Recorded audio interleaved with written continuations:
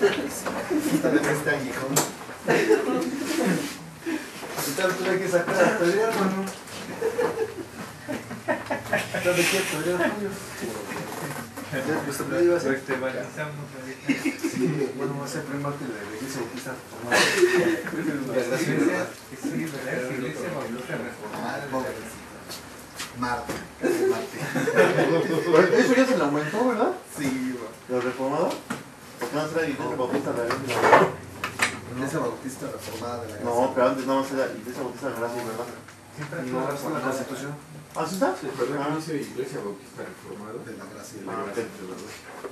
Exacto. Igual, yo pensé que.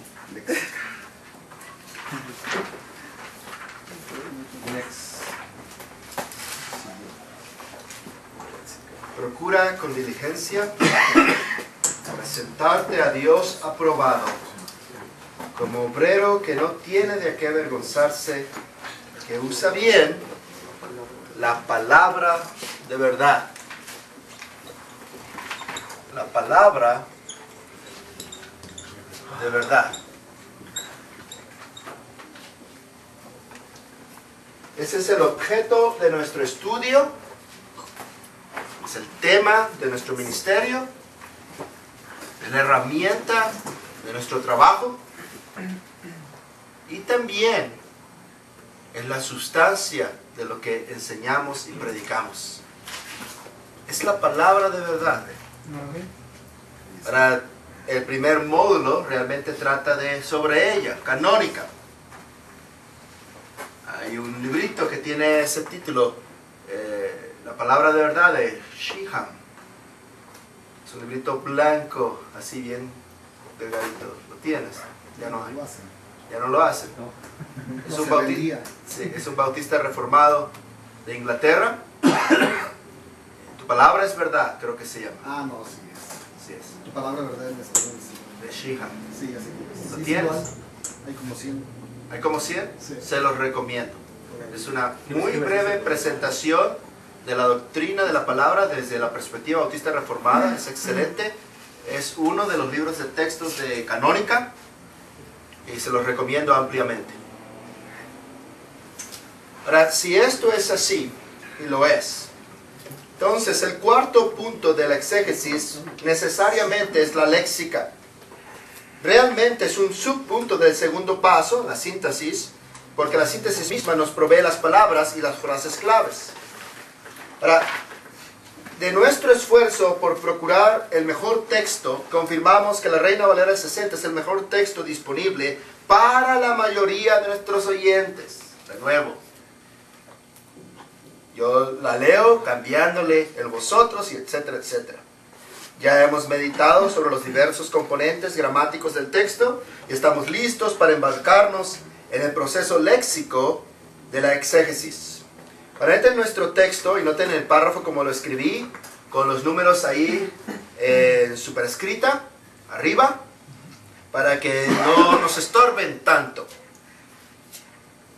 No voy a tomar el tiempo de leerlo, ya lo hemos leído varias veces.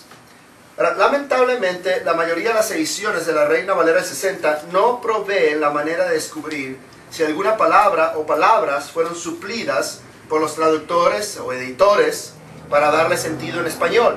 Esas palabras, en las ediciones que sí lo demuestran, están usualmente en la letra cursiva. Ahora, comparando versiones, descubrimos lo siguiente. 1. La frase hacer del versículo 1 fue suplida.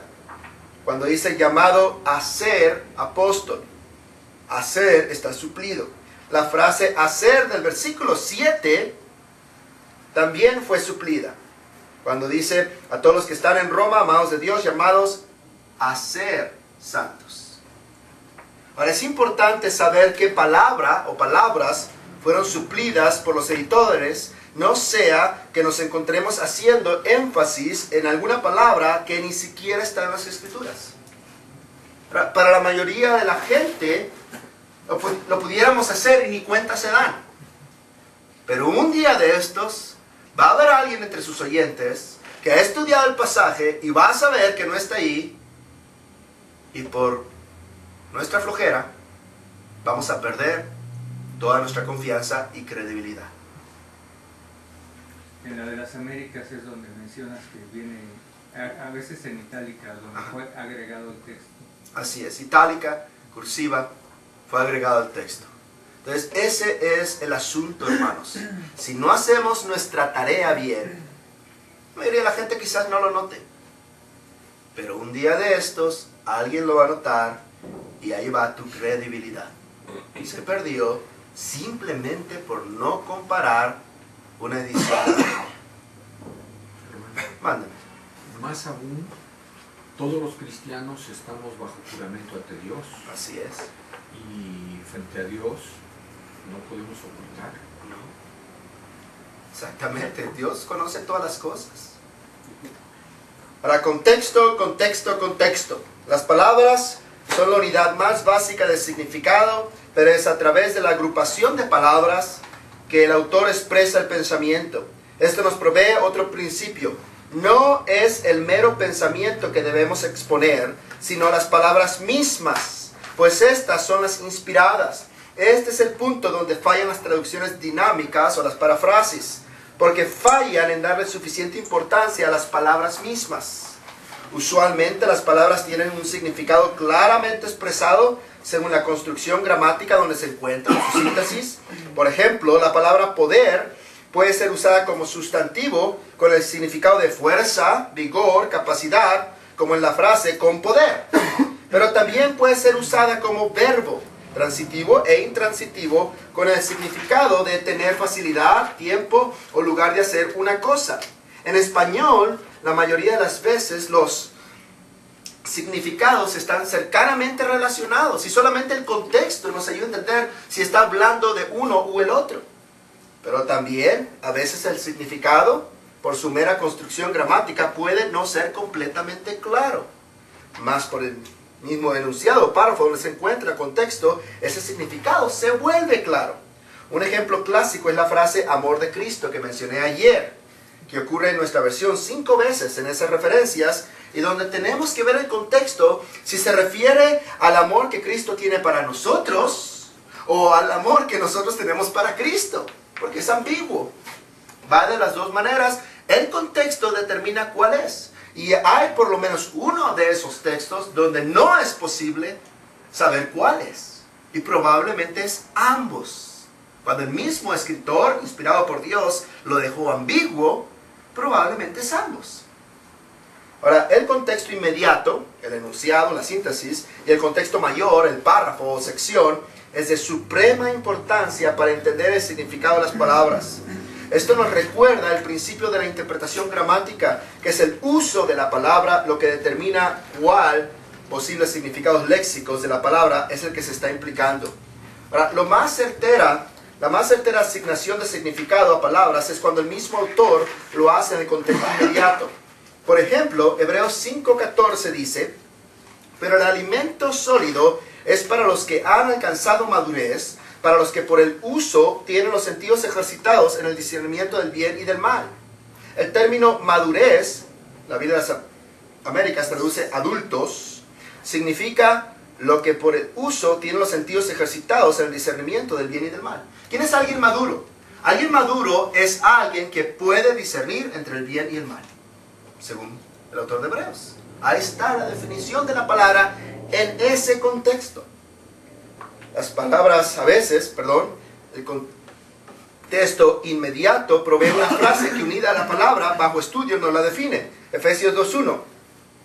Es interesante, por ejemplo, que y Él os dio vida a ustedes no está en el original. ¿Sabían eso? Debe estar en cursiva, debe estar en itálica. ¿Y Él nos dio vida a vosotros? Sí, no está. Es suplida en español para darle sentido. La frase comienza realmente con cuando estaban muertos en sus delitos y pecados. Ahora, ¿qué significa muertos? Obviamente no en físicamente, se define en sus delitos y pecados. Está hablando de una muerte espiritual. Las palabras, como ya observamos, se nos explican según su construcción en el enunciado, si es usada como sujeto o como predicado. Por ejemplo, en Mateo 5:13, ustedes son la sal de la tierra, Pero si la sal se desvaneciere, ¿con qué será salada? No sirve más para nada, sino para ser echada fuera y hollada por los hombres. La palabra traducida se desvaneciere, cuando se refiere a personas, significa necios, como en Romanos 1:22. Pero aquí es usada como verbo pasivo del sujeto sal, y la traducción correcta es, la Biblia de las Américas, se ha vuelto insípida. Se ha vuelto insípida. El significado de palabras y frases puede también ser discernido dependiendo del contexto inmediato, con la ayuda de contrastes. Por ejemplo, en Romanos 8, 5 al 8, se tiene un contraste entre conforme a la carne y conforme al Espíritu. ¿Está hablando de una vida guiada por el Espíritu de Dios o una vida controlada por nuestra carne, por nuestra naturaleza? No se está refiriendo a esta carne, se está refiriendo a nuestra naturaleza pecaminosa. Ahora, esta frase latina, usus loquendi, es el principio por el cual podemos conocer con mayor grado de certeza lo que el autor quiso decir. El significado de palabras se determina primeramente por la costumbre y uso general de la palabra en el tiempo en que el autor las escribió. Es el uso predominante en ese tiempo, en particular, en que debemos descubrir y afirmar.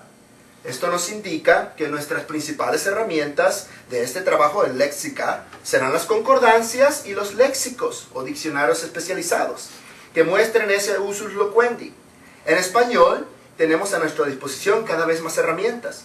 Algunas que ciertamente serán reconocidas son la concordancia Strong, el diccionario Vine, el compendio diccionario teológico del Nuevo Testamento por Bromley, conocido como el Pequeño Kittel, el diccionario teológico del Antiguo Testamento de Butterberg, Ediciones Cristiandad, no sé si lo tienes, no, es muy caro ese, creo que cuesta varios miles de pesetas, de euros, ya sí es cierto, cuando yo busqué el precio está en pesetas, pero sí es de euros.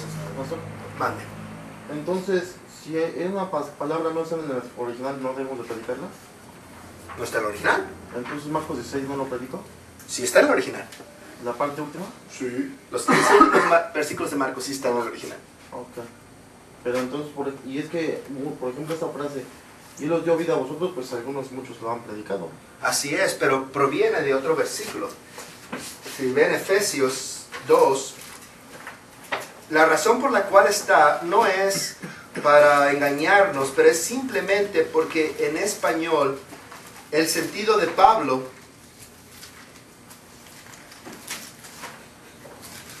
¿dónde está? Está hasta el versículo 5. Nos dio vida juntamente con Cristo.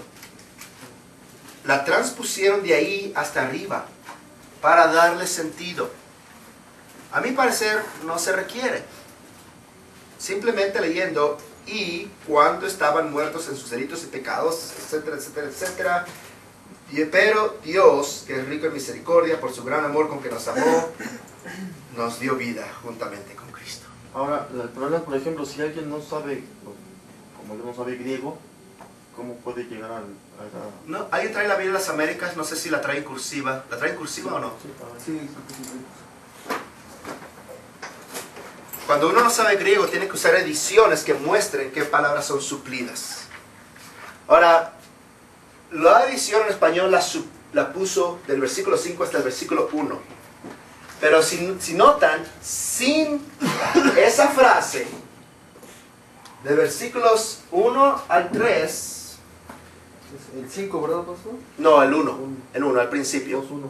¿Está en cursiva la primera frase y Él os dio vida a vosotros? Sí. Sí. Él nos dio vida. Man. Yo tengo una ¿Cuál es? versión antigua de 1909 y tiene letras en cursiva. Toda esa letra es Suplida. suplida. Así es. Muchas veces pensamos que es por énfasis. Es reina. Sí, pensamos que es énfasis, Más pero no sí. es suplida. Mándeme, don Humberto. También en Mateo 6, en el Padre Nuestro, en la última parte del versículo, y no os metas en tentación, líbranos del mal, porque tuyo es el reino, el poder y la gloria. Ajá. Ese también es añadido. Pues sí parece está, que no viene en el original. está en el texto mayoritario. Sí está en el texto mayoritario. No está en el ecléctico, pero en el mayoritario sí está. Entonces, ¿se debe de predicar? Yo digo que sí. Ok. Y en este caso se tiene que decir que no se va a tomar en cuenta esa frase porque es suplida o Así se es. tiene que exponer esa parte, o sea, si tiene No. que ser el comentario en frente de la gente. No, simplemente te lo brincas. Qué bueno que haces ese comentario, Luis. Así como no debemos traer griego y hebreo al púlpito, no debemos traer variantes al púlpito. Simplemente, ustedes deben de conocer las variantes, pero simplemente por el hecho de que nuestra gente, que no está considerando estas cosas, cuando le hablas de variantes, siembras duda en la palabra. Entonces no es un beneficio para el oyente común y corriente. Estos son asuntos académicos y debemos conocerlos. Pero ya les dije, discutir sobre variantes requiere conocimiento del idioma original. Si sabes, por comparar las ediciones de la Biblia, que esa frase no está en el original, como Efesios 2.1, no digas nada. No tienes que hacerlo. No es mentir, no es engañar. Lo estás haciendo para el bien de tus oyentes, porque la mayoría de los oyentes se va a confundir, va a dudar de la palabra, el diablo lo va a sembrar. Si hay incrédulos, tiene errores la Biblia, ¿ya ves? No tiene errores la Biblia, lo que tiene errores es nuestra traducción. Pero si notan, ahí en Efesios 2, en versículos 1 al 3, sin esa frase, ahora sí se nota el énfasis de Pablo. Está enfatizando nuestra total depravación. Y luego en el versículo 4, pero Dios. El contraste entre nuestro estado natural en pecado, totalmente depravados, en ese punto. Y cuando estabas muertos, delitos, pecados, pero Dios. Es el contraste de Pablo. Y es pesado y es enfático. Y esa frase es suplida por la Reina Valera y la Biblia de las Américas, y no se nos dice que lo pusieron en cursiva o itálica, nos roba ese. El énfasis no es les dio vida. El énfasis es estabas muerto. Mándeme. Por ejemplo, bueno, no sé si también aquí aplique, por ejemplo, también creo que en Romanos también uno cuando habla acerca de Pablo de siervo, creo que es esclavo. Dulo, sí. Pero ahorita vamos a ir a más léxico. Pero es que mire, aquí otra vez viene el problema para aprender el idioma, porque ya en el 5 y en el 6 trae unas cursivas en otras palabras. Se la voy a leer sin las cursivas. Pero Dios, que es rico en misericordia, por causa del gran amor con que nos amó, aun cuando estábamos muertos en delitos, nos dio vida juntamente con Cristo. Por gracia habéis sido salvados. Y con Él resucitó, y con Él sentó en los celestiales en Cristo Jesús, a fin de poder mostrar en los siglos venideros las sobreabundantes riquezas por su gracia, por su bondad para con nosotros en Cristo Jesús. Sí, cuando son cursivas así de verbos, se llama elipsis eso. Y es algo muy común en griego. En español, difícil. En griego, muy común. El verbo ser, estar, muchas veces se omite en el griego, porque no es necesario para la idea. El oyente griego, koiné, lo ponía. Pero en español, no. Nosotros lo necesitamos. Se suple del contexto, se suple porque es necesario. No es malo, no es pecado, no es que estén metiéndole variantes por todos lugares, no, es que en español es requerido el verbo ser o estar para darle sentido a la gramática. En griego no era requerido, es una elipsis. Es muy similar a cuando alguien es americano, está tratando de aprender español, batalla porque nuestros verbos muchas veces ya tienen el sujeto implícito. Corro. Yo corro. Ya está en corro el verbo. En griego es igual. Los verbos tienen el sujeto implícito y cuando el sujeto está fuera o explícito quiere decir que es un énfasis. Pero el americano necesita, porque no puede poner simplemente run. Tiene que decir I run. No puede haber una elipsis en su idioma. Hay elipsis que significa omisiones. Hay elipsis en griego que en español no puede, como el verbo ser y estar. Entonces se requieren. Pero aunque está suplida, porque se requiere por la idea, lo leemos, lo decimos. Pero, pues, por ejemplo, allí está utilizando el nosotros. Ujú. Eso entonces podría ser que podría hacerse énfasis de que Dios nos perdonó a nosotros los... Está suplido, nosotros. Ajá, por exactamente está cumplido. Ajá. Pero entonces ahí tal vez cuando no predicas hace énfasis en esa palabra, pero no está en la original.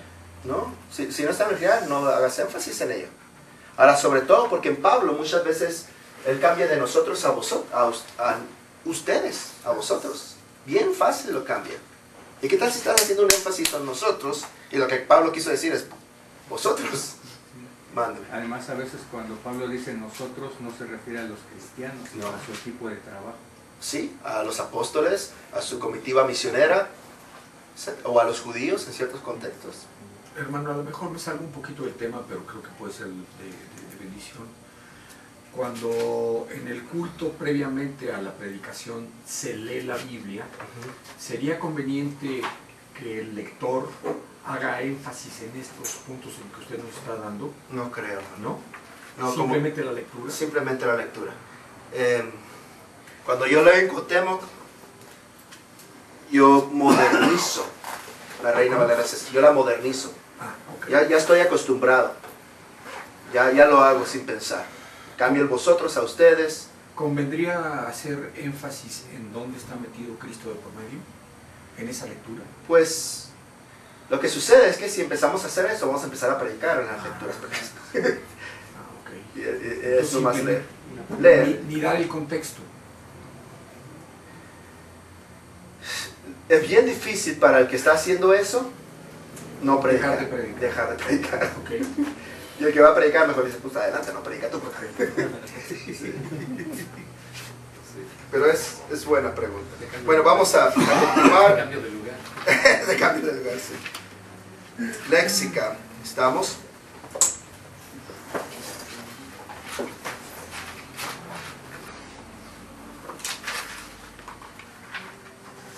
Ahora recuerden lo que dijimos ayer de términos técnicos y teológicamente claves. Algunas palabras por su uso bíblico han venido a ser comprendidas como términos técnicos, donde el autor claramente usa tal palabra en un sentido cristiano.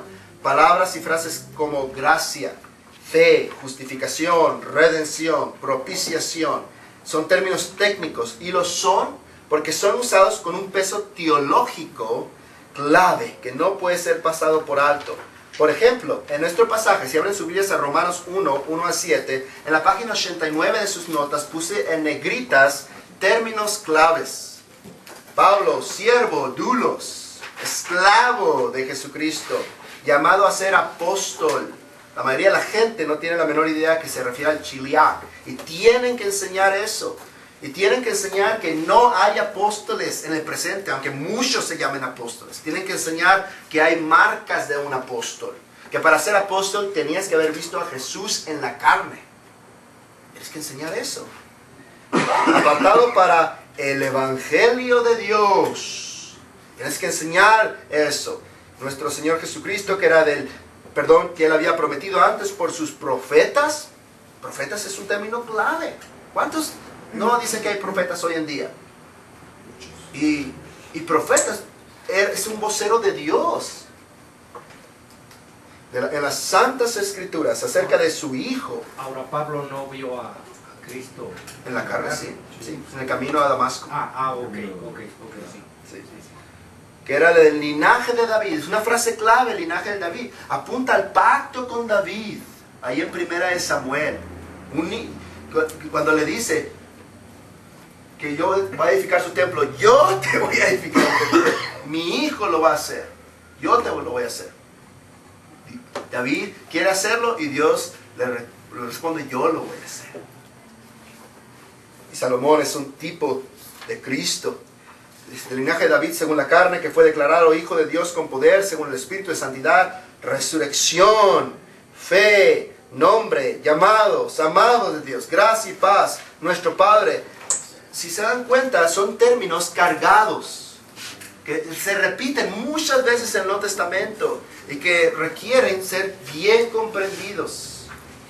Ahora, son esos términos que describimos como importantes los que van a llamar nuestra atención en nuestra lectura de la Escritura. Nos van a recordar otros pasajes paralelos, nos van a ayudar a concentrarnos en ellos en nuestros estudios léxicos. Ahora, aquí cabe recomendar, perdón, mándame. Sí, en Hebreos 1, por el tema que se tocó de que no hay apóstoles y profetas hoy en día, Hebreos 1, que dice, Dios habiendo hablado en otros tiempos por los profetas, ahora nos ha hablado por el Hijo. O sea, hoy todo el mundo se dice apóstol y se dice profeta y apóstola, ¿eh? Y profetiza. Sí, Sí, yo sé. entonces, eso no es real, ¿verdad? No, no es real. Y, por ejemplo, cuando uno está estudiando la Biblia y encuentra términos como esos, no se deben de quedar con las ganas de saber qué es. No se queden con las ganas. Les voy a dar un consejo que me dio mi profesor también de exegética. Tengan un cuaderno o en la computadora si quieren, nomás que si se rompe el disco duro, pues van a llorar. Pero tengan un cuaderno donde apuntan los frutos de su estudio. Si ustedes dijeron, voy a estudiar que es un profeta, voy a ir hasta el principio y ver lo que Dios enseña sobre el Nabí. Cuando le dice a Moisés, tú vas a ser como Dios y Aarón va a ser tu profeta. Tú vas a poner tus palabras en su boca. Ese es un profeta. Tiene la autoridad de Dios, es inspirado. Un profeta no puede decir, bueno, más o menos, creo que va a hacer esto. ¡No! O repetir versículos de memoria. No, no es un profeta. Sí. Y luego, si van estudiando la teología bíblica de profeta, van a llegar a ese punto donde si el profeta dice algo y no se cumple, debe morir. Si el profeta dice algo contrario a mi palabra y se cumple, también debe morir. Es un falso profeta. Porque hay falsos profetas con falsas señales. Pero ¿cómo sabemos que es falso? Porque es contrario a su palabra. Entonces, falsas señales, señales que no ocurren. Falsa enseñanza también. ¿Qué ocurre? Aunque ocurra la señal, falsa enseñanza debe morir. Pero apunten eso, o sea, apúntenlo en su cuaderno y vean los frutos de su estudio. Y un día que haya algo como esto y que hayan hecho estos estudios de palabras. Y a lo mejor no lo publican, pero ahí está. Y vuelven a otro texto y si ustedes recuerdan, yo estudié esta palabra, voy a ver qué descubrí. Ahora bien, diccionarios de términos teológicos son las herramientas que por la gracia de Dios nos pueden iluminar nuestra labor. Y ahí está uno, es muy caro, pero ahí está, y Julio les va a dar descuento de 5.5%. 50. Sí. Pero es excelente. Voy a regalar café. Lamentablemente no hay uno en español para el Antiguo Testamento, ese nomás es para el Nuevo. Si usted lee inglés, hay varios en el idioma inglés del Antiguo Testamento.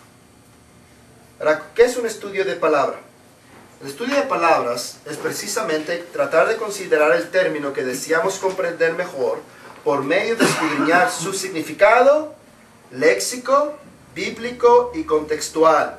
Nuestra primera parada va a ser entonces el diccionario bíblico, Vine. La segunda parada será en la concordancia, Strong's. La tercera parada será el diccionario teológico, ya sea este para el antiguo o el otro para el nuevo. Ahora, ¿por qué mencioné esos tres libros? Porque cuando se diseñaron estas lecturas allá en la República Dominicana, eran los que estaban disponibles, eran los que traíamos, que actualmente traíamos ahí y íbamos a hacer este trabajo allí en una mesa.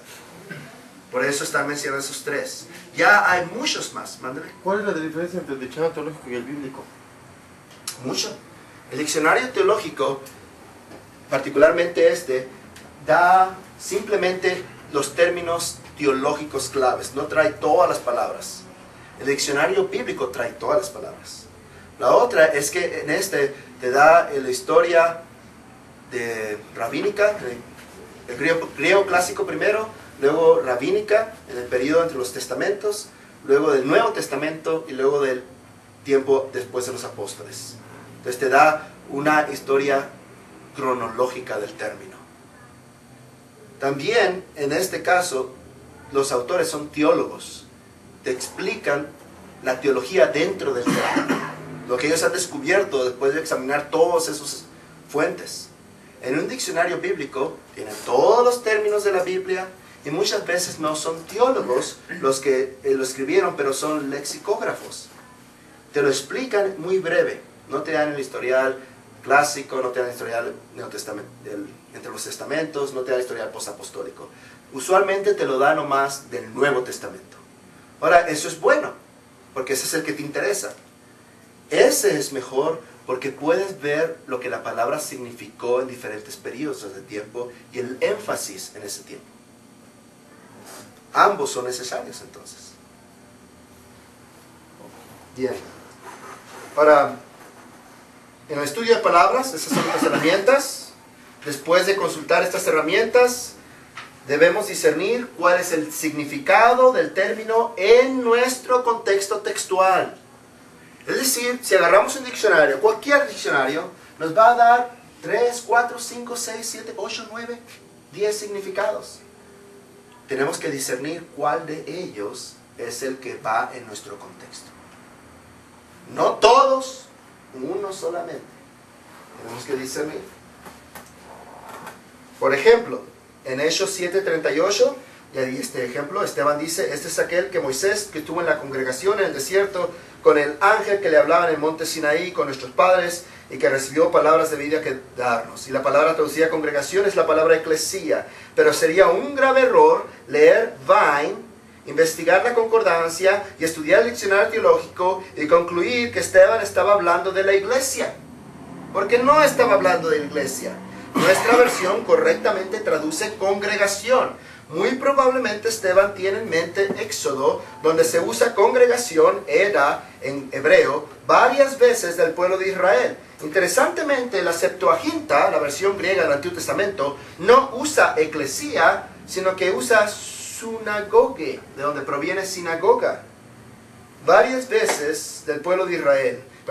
Lo mismo se puede decir de Hechos 19, 32, 39 y 41, donde aparece eclesía, pero es traducida concurrencia y asamblea. No era una iglesia, era una concurrencia y desordenada de los atenienses. No era la iglesia de Atenas, era este barullo de gente que estaba tratando de matar a los misioneros.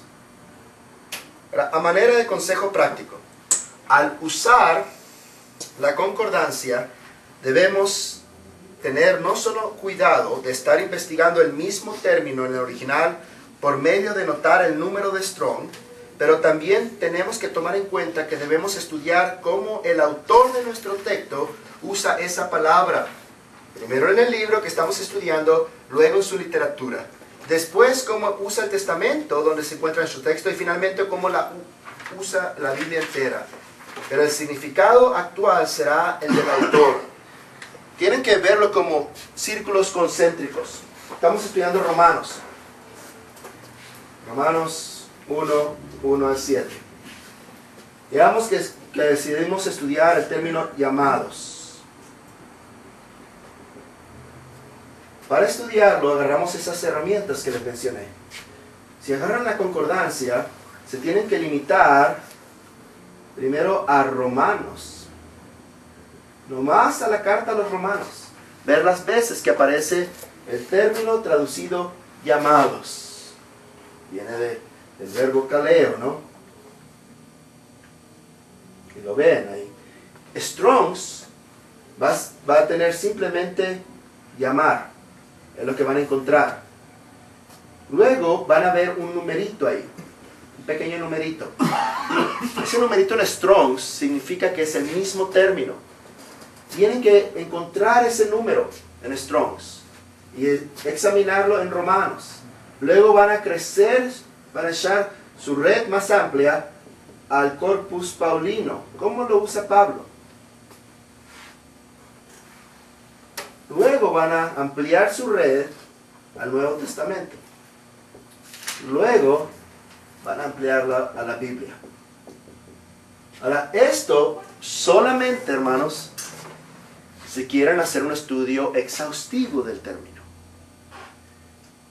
En la realidad, en la vida real, resulta que si uno está preparando una escuela dominical, 3 estudios durante la semana, un sermón para el domingo, nomás tenemos ya tiempo de hacer esto.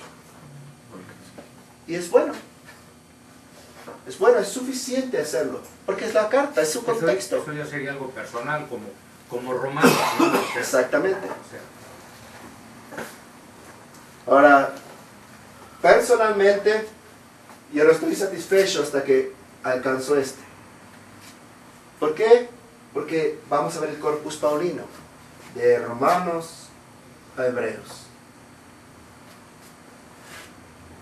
Porque quizás haya algo en otras cartas que nos dé mayor luz sobre este término. Eso es lo que yo personalmente hago. Si no hay tiempo de verdad, pues nomás con Romanos. Mándame. Está asumiendo que Hebreos fue escrito por Pablo. Yo digo sí, estoy asumiendo. Pero algunos dicen que no. Pero por 4 siglos la iglesia dijo que sí. Entonces, pues me voy con los 4 siglos. Entonces, bien. Consejo. Una de las mejores cosas que uno puede hacer para este estudio, aparte de comprar las herramientas literarias y aprender los idiomas originales, es tomar y guardar notas de cada síntesis, palabra y frase que hayamos estudiado. Tener una enciclopedia personal de nuestros estudios para usarla una y otra vez al volver a las Escrituras con esa luz que el Espíritu ya nos dio anteriormente. Ya sea en el margen de tu Biblia, ya sea en un cuaderno de estudio, ya sea en tu computadora, en lo que sea. Pero haz nota de ello, porque vas a volver a la palabra, vas a volver al texto, vas a volver al término. ¿Y para qué vas a tener que reduplicar el trabajo? Bien, ahora ya vimos diagramas y en la unidad 10 volvemos a bosquejos. El quinto punto de la exégesis es reconocer el bosquejo. Digo reconocer porque el diagrama mismo nos provee el bosquejo. Ya hice énfasis en eso. En el fruto del diagrama ya les mostré en la unidad 9 esos 5 puntos mayores. Ahora, algunos de ustedes batallan con que están estudiando y llegan el domingo y predican 1 hora, 1 hora y media, 2 horas, 3 horas. Y la gente está dormida, y los niños están desesperados, y tú estás en fuego, y el Espíritu Santo está sobre ti, pero no sobre el resto de la gente. En realidad, la falla es aplicar el principio de exclusión. Entre paréntesis, hermanos, la libertad de predicar no es la que siente uno, es la que ve en la gente. Si la gente está con el ojo pegado, yendo a la Biblia y expectativamente recibiendo la palabra, hay libertad. Pero si tú tienes 3, 4, 5 hojas más por adelante de donde vas y la gente está distraída, está viendo el reloj, está haciendo así, ya ni siquiera abre la Biblia, su comprensión ya se acabó. El punto de edificación se pasó. Ahora podemos acusarlos de ser unos impíos paganos, o podemos simplemente reconocer que a lo mejor yo estoy muy interesado en este tema, pero ya no estoy edificando. Hay que ser muy conscientes de eso, hermanos. Si fuéramos ángeles y arcángeles, pues aquí podemos estar y no nos cansamos. Pero somos hombres, mujeres, jóvenes, niños. ¿Saben qué tan molesto es para una mujer tener la vejiga llena y no poder ir al baño? Los hombres aguantamos un resto. Podemos aguantar todo el día. La mujer no. ¿Saben cuánto un niño entiende? Tenemos que ser muy conscientes de eso. Ahora vamos a mover a nuestra congregación a más y más y más y más. Pero debemos saber dónde están. Yo les conté, en Carolina del Norte se molestaban si yo predicaba menos de 1 hora y media. Ellos estaban esperando que yo predicara 1 hora y media por lo bajito, por lo bajito. Y si predicaba 2 horas, estás bien. En Hermosillo mi hermano me regañó, me dijo, predica 1 hora máximo. En Cuauhtémoc trato de predicar 45 minutos. ¿Por qué? ¿Porque me falta piedad? No, principalmente porque no me llamo Spurgeon y no tengo los dones y habilidades que él tuvo. Pero también porque he aprendido a reconocer que es mejor a edificación que a traerlos a un estado de que están exhaustos y ya no les cabe más. Y molestos. Y molestos, exactamente. Contra la palabra. Me lo comentaron 2 pedagogas y una psicóloga, que la mente humana, o sea que una plática, una clase debe ser de 50 minutos a 1 hora. Desde los 20 minutos ya la mente empieza a perderse un poco, pero aguanta. Entonces que normalmente las clases deberían ser de 50 a 1 hora para que se tenga la atención correcta. Y estos son... ¿Estás de acuerdo con esto? Estoy de acuerdo. Yo no estudié esas ramas de la ciencia, pero ha sido mi experiencia en 20 años predicando. Esa ha sido mi experiencia. No aguantamos. Ahora, esto es diferente. Esto no es una predicación. Tenemos que acordarnos que una predicación, estamos en los cables, son de alta tensión. Estás yendo 15.000 voltios de emoción, de unción espiritual, de peso, de palabra. Estás a 1000. Y aguanta bien poquito un cable a esa tensión. Esto es diferente. Aquí paramos, charlamos, nos reímos. Esto es completamente diferente. El mundo académico es completamente diferente. Las escuelas dominicales son diferentes que un sermón. Hay más interactiva. Hay más parar y preguntar y responder y ver y comentar. Pero en un sermón es como si abriéramos el boquete en una presa gigantesca. Y aguantamos poquito. No he estudiado esas ramas, hermano, pero concuerdo. Esa ha sido mi experiencia. Mándeme, don. Sí, hay, también luego es predicar 45 minutos y cerrar el otro tiempo con un resumen. También, muchas veces eso ayuda. Ahorita vamos a ver más adelante en homilética, quizás mañana ya. Muchas veces la conclusión del sermón, en las partes, no en las partes prácticas por eso, pero en traer de nuevo lo dicho como un clavo a la mente y darle duro. Esto es, en conclusión. Sí, ese es un buen consejo homilético. Y de hecho ahí están las notas. Mándame. El caso de Pablo predicando cuando el pico cayó por la ventana. Sí, y se mató. ¿Cómo aplicarlo a esto? Bueno, ese fue un caso especial. Que predicas en la planta baja. Sí, ese fue un caso especial. De hecho, Pablo llegó ahí con los hermanos en Mileto, si recuerdan. No es Mileto, es... Vamos a verlo para no mentir. Vamos a Hechos, capítulo 20. Hechos 20.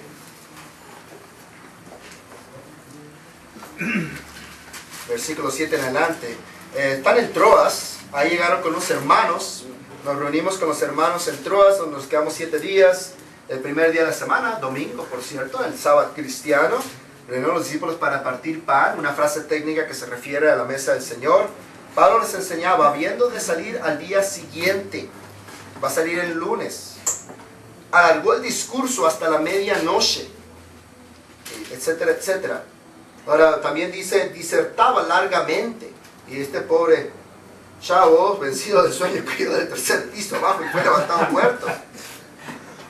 Ahora, Pablo lo resucita en el versículo 10. Noten que después de haber partido el pan y comido, todavía no termina esto, habló largamente hasta el alba, y así salió. Y el que no me ponga atención, se muere. No, es un caso extraordinario. Ahora, hermanos, imagínense, somos la iglesia en Troas. Sabemos que viene el apóstol Pablo, nos han dicho que viene el apóstol Pablo, lo traemos de la otra ciudad para que esté con nosotros. ¿Creen ustedes que no estaba toda la iglesia en Troas en esa casa y a la expectativa, deseando oír al apóstol. El apóstol está hablando, está enseñando, está diciendo todas estas cosas, a lo mejor de un reporte de su viaje misionero, con todos los grandes milagros, las grandes señales, las grandes conversiones, y está dándonos un tratado teológico increíble. Bueno, pero somos humanos. Este pobre joven se durmió y se cayó. Pero es lo mismo que Nehemías 8, ¿no? Ah, exactamente, lo mismo que Nehemías 8, está toda la gente parada, largas horas. Eso nos recuerda casos extraordinarios. Casos extraordinarios no son la regla. Yo les platiqué a algunos de ustedes. Estaba en Nueva Jersey en una conferencia de pastores. Akil Blaze, ya pastor retirado, pero en ese entonces pastor en Londres. Un hombre como de este alto y así, y negro, un inglés. Se empezó a predicar. Siguió predicando. Había un silencio en la congregación. Estaba predicando. Creo que estaba predicando el Salmo 110. Fuerte. Por fin terminó su predicación, bajó del púlpito y había un silencio. Nadie se movía. Nadie. A los minutos, no sé cuántos minutos, la gente empezó a moverse poquito y a levantarse y a caminar por los pasillos hacia la puerta de atrás donde estaba Akil Blaze esperando para saludar. Había predicado 4 horas y no nos dimos cuenta. Yo no me di cuenta. 4 horas. Algo extraordinario. En este caso, un contexto extraordinario. Yo pienso a veces, por ejemplo, si conociéramos a un misionero famoso. Por ejemplo, si viniera Paul Washer. ¿Qué tal si viniera Paul Washer? Háblanos, predícanos aquí. Traigan más pastel, traigan más uvas, traigan café, Va a salir mañana a Perú. Ándale, habla. No, pero que estoy muy casado. No, estás casado. Sigan. Escuchar su instrucción, su historia, su predicación. Estaríamos. Casos extraordinarios. Predicadores extraordinarios. Puede que llegue un día que Dios te dé una unción doble, un caso extraordinario, una libertad tremenda, y la gente está allí, hasta los niños están callados, están poniendo atención a lo que dices.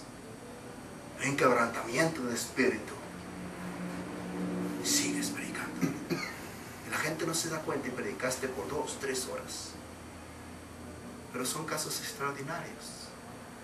Ordinariamente debemos buscar la mayor edificación, saber nuestros dones, nuestra capacidad y la capacidad de nuestros oyentes.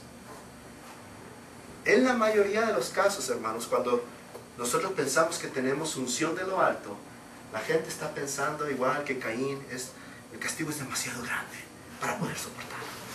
Y nomás están esperando que le Porque, hermanos, no tenemos esos dones. Solamente hubo un Spurgeon. No hay 2 Paul Washer. No hay. No hay 2 John Piper. No existe otro John Piper. No hay otro John MacArthur. Solamente hay un John MacArthur. Hay una sola persona que se llama Tolopilo. Nomás uno. Nosotros los humanos comunes y corrientes, tenemos que reconocer nuestras limitantes. Y también reconocer los límites de nuestros oyentes, hermanos. No hay mayor piedad, porque aquí estoy 1 hora todavía. No hay mayor piedad. No. Si podemos darles la sustancia de la palabra, enseñárselas, ver los argumentos, las prácticas, y lo aprendieron, eso es edificación. Mándame. Ahora, aunque esto no es de la predicación, pero yo creo que lo mismo sucede con la oración, ¿no? Sí. Esas oraciones noches de oración y tú dices, o que siguen hable y dicen las mismas palabras siempre. Así es. Yo creo que hay ocasiones extraordinarias que el Señor nos visita. Yo puedo recordar 2 ocasiones en toda mi vida de cristiano.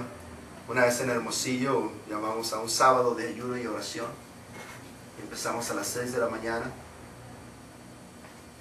Era un caso extraordinario, una persona muriendo, 2 personas muriendo, un hombre ya mayor y un niño de 7 años.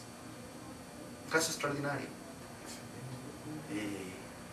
Y oramos ahí todo ese sábado. Ayunamos y oramos congregacionalmente. Yo les pedí a las personas que fueran diabéticas o tuvieran alguna condición médica que no lo hicieran, que no estuvieran con nosotros, no pueden ayunar. Pero los que pudieran y los que estuvieran inclinados a hacerlo, vinieron. Y ahí estuvimos. El otro caso fue ahí en Cuauhtémoc, en este asunto de excomunión de la iglesia, un asunto extraordinario, pero el Señor nos concedió libertad y fuerzas. Y no teníamos un cansancio físico. Pero el forzar las cosas y decir vamos a hacer una noche de avivamiento y vamos a orar sin parar 12 horas. Y es verdad, yo estaba en ocasiones así. Y donde están repite lo mismo. Y la gente dormida. Eso no es edificación. Eso no es orar. Mucha gente piensa que velar y orar significa eso. Eso no es. Velar significa estar vigilante. Siempre con el ojo abierto al enemigo. No significa que vas a quedarte abierto y orar y orar y orar. No. Significa estar consciente del enemigo, Satanás, que anda buscando devorarte, que nuestra lucha no es contra carne y sangre, consciente de nuestro pecado. Eso es lo que significa velar. Pero no significa pasar toda la noche en vigilia. No significa eso. Tenemos que tener cuidado de eso. Ahora, tenemos que ser perceptivos a casos extraordinarios. Perceptivos a casos extraordinarios. No sé aquí en México qué pudiera ocurrir que dijeran, ¿saben qué? Necesitamos reunirnos a orar, clamar a Dios. Perceptivos a casos extraordinarios. ¿Recuerdan cuando Pedro fue puesto en prisión? Pablo, Herodes ya había matado a Jacobo. Y ahora Pedro, le agradó a los judíos, se agarran a otro. Agarra a Pedro, ¿y qué dice? Y la iglesia estaba haciendo oración por él. Un caso especial, extraordinario. ¿Se imaginan un tiempo de persecución? Y que agarraron a uno de nosotros y lo van a ejecutar.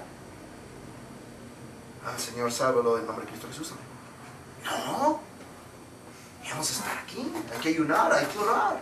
Es un caso extraordinario. Debemos ser perceptivos a ello. Bien, vamos a tomar un break antes de que se me duerman. Despierta.